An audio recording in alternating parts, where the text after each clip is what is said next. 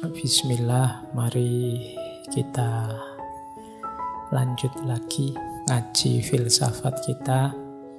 Nah, ada beberapa ilustrasi saya selingi dengan ini ya. Ini yang pertama, ada ilustrasi orang ikhlas itu seperti apa sih? Ini pertama saya ambil dari Syekh Abdul Hamid Al-Angkuri. Angkuri itu angkara. Kata beliau, sebagian ahli hikmah berpendapat kalau kalian bingung ikhlas itu seperti apa, kata beliau, ikhlas itu seperti penggembala kambing yang sedang beribadah, sholat misalnya. Penggembala kambing itu ketika dia sholat ibadah, di samping gembalaannya, dia tidak pernah mikir yang lain. Dia tidak pernah mikir ini nanti kambing-kambing muji saya apa anu saya, enggak. Jadi lawannya ikhlas itu kan riya. Orang yang tidak lillahi ta'ala, ada pamrih-pamrih lain selain Allah, disebutnya kan riya. Ini penggembala kambing ini tidak mungkin riya. Oh, biasanya kan penggembala kambing itu adanya jauh di tempat-tempat di mana bisa kambing dapat minum, dapat makan, jauh dari keramaian. Penggembala kambing itu kalau beribadah, dia tidak mikir pamer. Mau pamer pada siapa? Tidak ada siapa-siapa. Adanya ya cuma kambingnya. Apa dia gaya kayak orang soleh terus dipuji sama kambingnya? Ya enggak. Jadi beribadahlah seperti dia, penggembala kambing ini, kata Syekh Al-Angkuri. Jadi orang beramal tidak usah peduli pandangan manusia terhadapnya, sebagaimana dia tidak peduli orang penggembala tadi terhadap pandangan kambingnya. Yo, pandangan kambing kan tidak perlu kita dengarkan. Misalnya, wah tiba-tiba kok kambing memuji, kan kamu alam wong kambing aja kok. Posisikan komentarnya orang, pandangannya orang di situ, kata Syekh Abdul Hamid.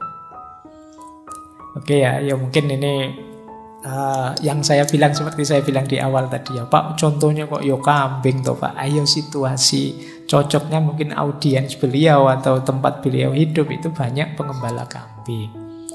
Contohnya kambing gembalaannya. Oke, baik. Nah, ilustrasi pertama, nanti ada uraiannya lebih panjang.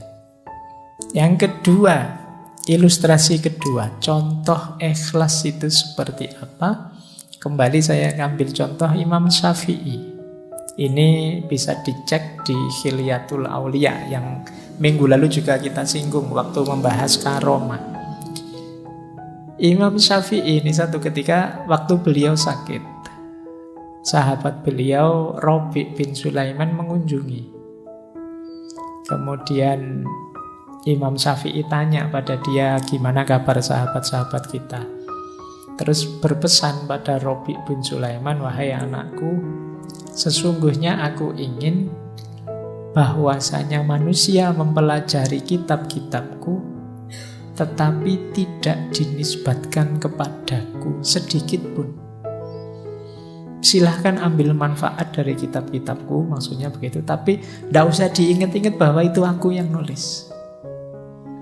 Jadi beliau tidak ingin dapat pujian.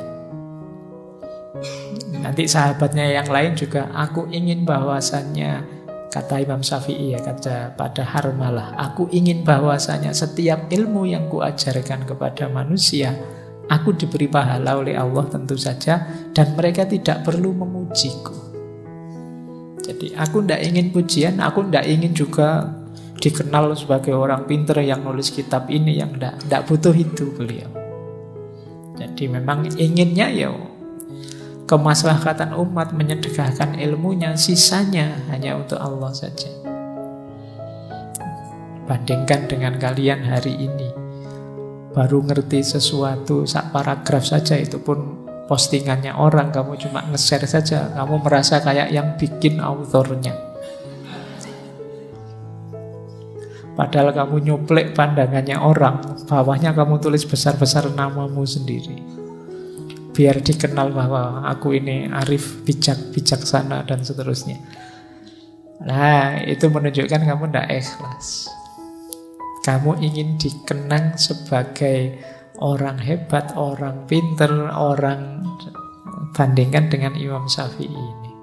Imam Syafi'i yang karyanya disebut-sebut sampai hari ini, manfaat ilmunya dipakai oleh banyak orang sampai hari ini, beliau berpesan, alhamdulillah kalau nanti banyak yang mengambil manfaat dari karya-karyaku, tapi aku lebih bahagia kalau tidak perlu disebut-sebut namaku, tidak perlu dinisbatkan kepadaku.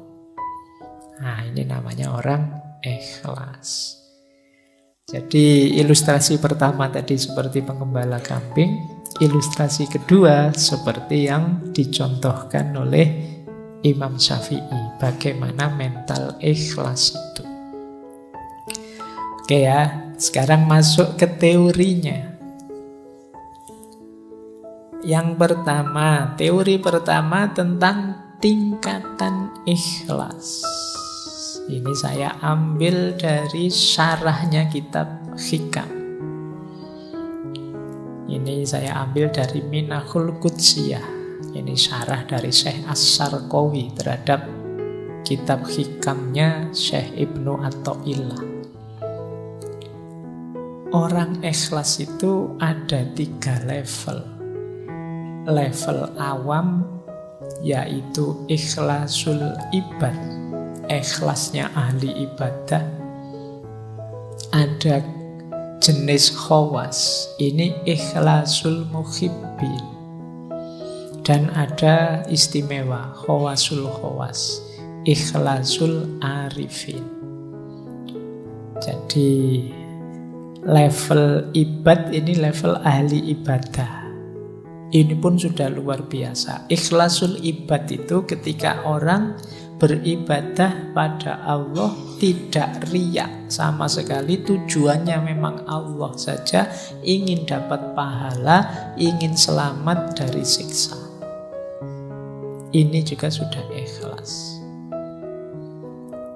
Jadi kalau ada yang tanya, Pak, kalau saya ibadah lillahi ta'ala tapi ingin dapat surga, tidak ingin masuk neraka, apa masih disebut ikhlas? Masih. Ini level ikhlasul ibad. Jadi tidak apa-apa, kalian jangan pesimis. Kan kadang-kadang ada yang bilang, saya melampaui surga neraka langsung Allah saja. Padahal yo pikiranmu masih sholatnya bolong-bolong aja, gayanya ngomongnya ngono. Nah, level ikhlasul ibad itu tidak apa-apa kamu menuju ingin selamat di akhirat, ingin menghindari neraka, yang penting tidak riya. Jadi tujuannya memang Allah saja dan ingin diberi itu oleh Allah. Itu tetap masuk kategori ikhlas. Jadi yang pertama ini jenisnya. Ada lagi lebih tinggi, yaitu ikhlasul muhibbin. Ikhlasul muhibbin itu ikhlasnya para pecinta. Kalau ini ikhlas lillahi ta'ala, tidak tergoda lagi oleh surga, neraka, pahala, dan siksa. Tujuannya ingin dekat saja dengan Allah. Dulu kita belajar sufi perempuan Robiah Al-Adawiyah, itu kan banyak gambarannya ikhlasul muhibbin. Ya Allah, kalau ibadahku ini karena ingin surga, jauhkan aku dari surga. Kalau aku ibadahku karena takut neraka, masukkan aku ke neraka. Karena dia tidak fokus ke situ, fokusnya ke Allah saja. Jadi ingin dekat dan selalu bersama, ingin mengagungkan Allah. Ini levelnya mahabbah. Ini sudah luar biasa, makanya disebut khawas. Itu pun ada yang lebih tinggi ternyata, ikhlasul arifin. Kalau ikhlasul arifin ini tidak lagi ada pemahaman aku dan engkau.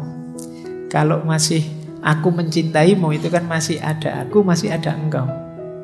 Ikhlasul arifin itu aku sadar sepenuhnya bahwa ikhlasku seperti apapun diriku, itu semuanya dari engkau. Kalau aku mencintaimu ya Allah, itu pun cinta yang kau anugerahkan dalam diriku. Jadi andilku itu tidak ada sama sekali. La haula wa la quwata illa billahil aliyyil azim. Dayaku, kekuatanku, apapun kebaikan yang aku lakukan, itu semuanya hakikatnya adalah Engkau, bukan aku. Orang yang level muhibbin tadi kadang-kadang kalau tidak hati-hati terjebak membanggakan dirinya.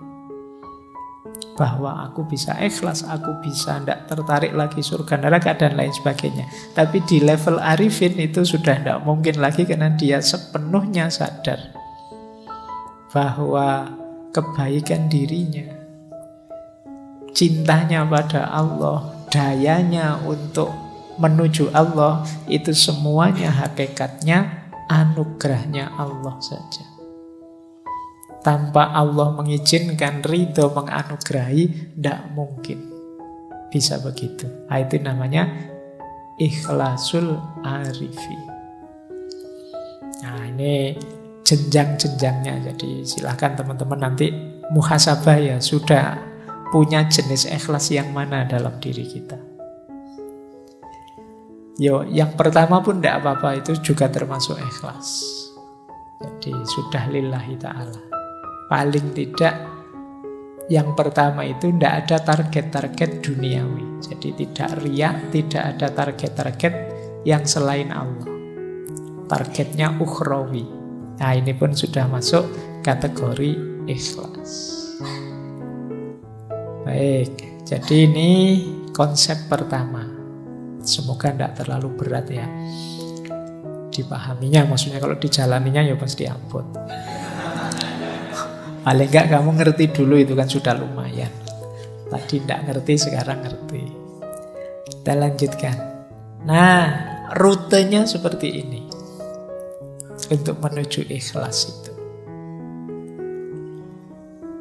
Catatan saya ada 4 untuk menuju yang khawasul khawas tadi. Yang pertama memang untuk kita bisa sepenuhnya lillahi ta'ala, itu harus bersih. Tadi kan definisinya bersih. Bersihnya diri dari dosa dan kemaksiatan. Ini level paling awal. Jadi semoga teman-teman tidak termasuk golongan yang ngeyel ya. Kadang-kadang ada orang ngeyel, apa bisa Pak ada manusia yang bersih dari dosa dan kemaksiatan? Itu kan mesti ono sing takok ngono. Paling tidak bersih dari dosa dan kemaksiatan yang disengaja. Jadi ya manusia memang kadang khilaf, manusiawi saja, kita pun kadang kepleset. Tapi semoga bukan memang secara sengaja ngerti dosa ditabrak saja, ngerti maksiat ditabrak saja. Kamu tahu kalau lihat gambar yang kayak gitu itu dosa, tapi eman-eman ya Pak, terus ya wis. Ya sudah, berarti kamu level awal saja masih belum bersih. Jadi kok tidak sengaja terlihat, tidak apa-apa, rezeki. Itu kan ada kalimatnya yang laka al-ula.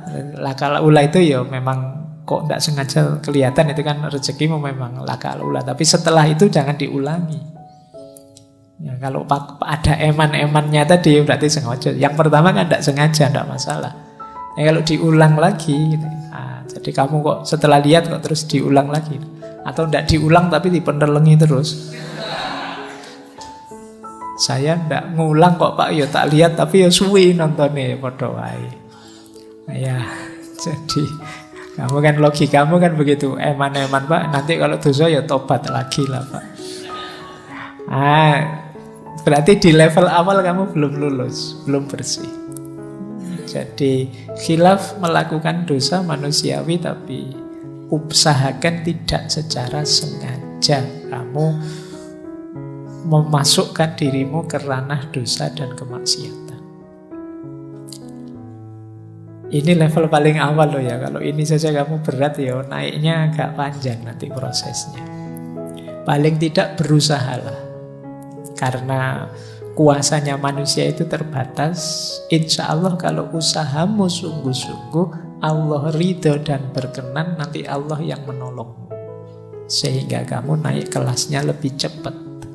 Tapi kalau kamu malas, kamu memang secara sengaja tidak ingin memperbaiki diri, naik level itu, ya Allah tidak akan datang. Ana inda dzonni abdi bi. Jadi yuk dinawaitui saja dan diikhtiari semampunya. Insya Allah kalau memang sungguh-sungguh Allah ridho, Allah akan hadir membantu kita, menaikkan makom kita, memberi ahwal yang cocok untuk kita. Kalau sudah lulus di level pertama, kita bisa naik ke level kedua, bersih dari segala keterikatan duniawi. Jadi kalau ini lebih berat lagi. Di sini mungkin banyak hal yang halal, banyak hal yang mungkin boleh saja, bisa saja. Tapi jangan sampai kita terikat. Terikat itu tergantung dengan itu. Pak, segalanya kan perlu uang, Pak. Ini namanya terikat sudah. Saya ada uang, alhamdulillah. Tidak ada uang, ya tidak apa-apa. Nyari jalan yang lain. Emangnya kalau tidak ada uang saya tidak bisa makan. Teman banyak kok. Misalnya. Ini namanya kan tidak tergantung uang. Tapi sama teman juga jangan tergantung. Jadi kalau tergantung ya sama, dari satu keterikatan ke keterikatan yang lain. Jadi ayo kita lepaskan diri dari tidak tergantung. Itu bukan berarti dibuang loh ya. Tidak tergantung itu tidak mempengaruhi kondisi kita, keimanan kita, keistiqomahan kita dalam kebaikan. Ini namanya tidak tergantung. Makanya ada ayat yang bilang bahkan amwalukum wa auladukum fitnah. Hartamu, anak-anakmu bisa jadi fitnah. Kalau itu membuatmu melekat, tergantung, sehingga engkau berjarak dari Allah, sehingga engkau terhijab dari Allah. Ketergantungan kita satu-satunya yang sah hanya Allah saja. Allahus Somad. Jadi Pak, pokoknya apapun yang terjadi, saya harus lulus semester ini misalnya. Itu nanti hati-hati bisa jadi ketergantungan. Boleh kamu punya nawa itu begitu, tapi kalau memang jalannya berhadapan dengan halal haram, baik buruk, jangan diterjang saja. Kalau kamu terjang saja ketergantunganmu, itu namanya sudah tergantung. Orang tergantung itu kan apapun yang terjadi saya harus di situ, saya harus itu. Tidak peduli halal, tidak peduli haram, tabrak saja. Yang penting calonku jadi. Meskipun aku bikin hokkah, bikin anukah, ini sebenarnya nama dari ketergantungan. Kamu memaksakan diri harus itu namanya ketergantungan. Pokoknya harus orang ini yang jadi presiden, atau harus calon ini. Ini sama, cara berpikir melekat, ketergantungan.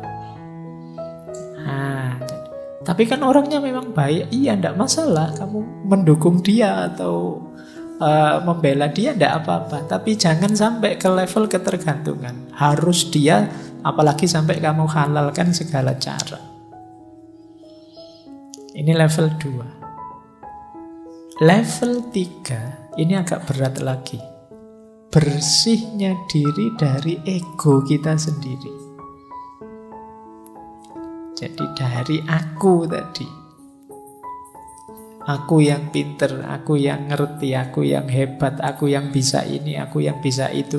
Keinginanku ini, keinginanku itu, cita-citaku ini, cita-citaku itu. Ini aku, ini agak berat perangnya. Makanya levelnya atas itu, level 3. Perang paling berat itu perang melawan diri kita sendiri. Melepaskan diri dari ketergantungan di luar diri lebih mudah daripada ketergantungan pada ego kita sendiri. Ini juga harus ditaklukkan. Kalau yang nomor 3 sudah takluk, insya Allah kita cepat segera masuk ke yang nomor 4. Allah saja satu-satunya yang jadi fokus perhatian kita. Baik, ini diingat-ingat ya rutenya 4 ini. Saya lanjutkan, malam ini materinya agak banyak. Kalau masih belum tertangkap, diulang lagi boleh. direnungi setiap slide-nya. Nah, ini materi panjang, harus saya ringkas. Nah, ikhlas itu karakternya adalah tersembunyi. Hanya yang ngalami dan Allah yang tahu dia ikhlas atau tidak. Maka kita tidak bisa memberi label orang, nuduh orang dia tidak ikhlas atau wah dia sudah ikhlas. Jadi ini salah satu cirinya ikhlas. Jadi ikhlas itu dimensi paling rahasia. Kata Syekh Junaid Al-Baghdadi, ikhlas adalah rahasia antara Allah dan hambanya. Tidak ada malaikat yang tahu dan bisa mencatatnya. Tidak ada setan yang tahu dan bisa merusaknya. Tidak ada hawa nafsu yang tahu lalu memalingkannya, membengkokkannya. Malaikat mencatat amal yang kelihatan dicatat. Tapi niat, motif dalam hati kita ikhlas atau tidak, hanya Allah yang tahu. Nah, ini kata Syekh Junaid Al-Baghdadi. Jadi dia memang sangat rahasia. Orang itu bisa kelihatan sangat ikhlas padahal tidak. Misalnya, wah Pak Faiz itu ikhlas sekali ya ngaji tiap malam Kemis, tidak pengen apa-apa. Itu kan kamu melihatnya begitu, tidak pengen terkenal, tidak pengen kata siapa. Ya kan? Kamu kan tidak bisa menilai hanya wah, dari kelihatan luarnya. Kalau urusan ikhlas, jadi hanya kalau tentang saya ya hanya saya dan Allah yang tahu. Ya untunglah Allah itu sayang sekali sama kita ya. Aib-aib kita itu tidak dibongkar mentah-mentahan kayak kalian bongkar aibnya musuhmu di medsos-medsos itu. Kalau Allah sebaper itu habis kalian. Jadi kamu mungkin tidak berani keluar rumah sudah.